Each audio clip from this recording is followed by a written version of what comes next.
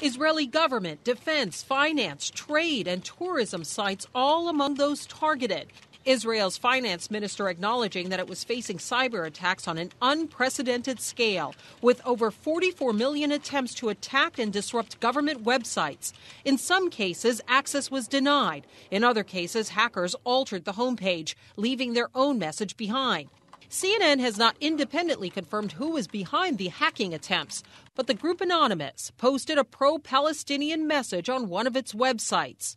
Quote, when the government of Israel publicly threatened to sever all internet and other telecommunications into and out of Gaza, they crossed a line in the sand. We are anonymous, and no one shuts down the internet on our watch. Anonymous is not a stated political ally of Hamas, but is using this as a form of civil disobedience, says one former hacker turned information security specialist.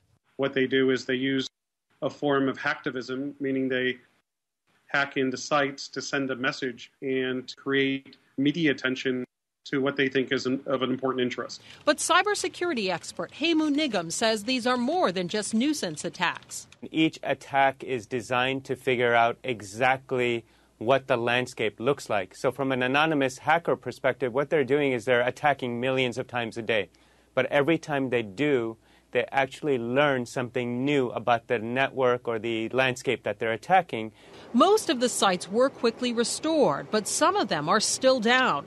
And the volume of the attempted disruptions is stunning.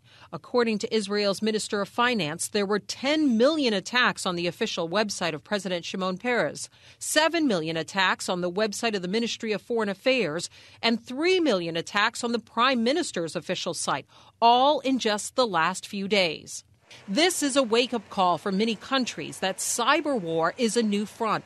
Millions of attacks can be carried out by a handful of people with far-reaching consequences. If you can get at the computer network that affects this, then you're really hitting the home front from without having to put a person on the ground.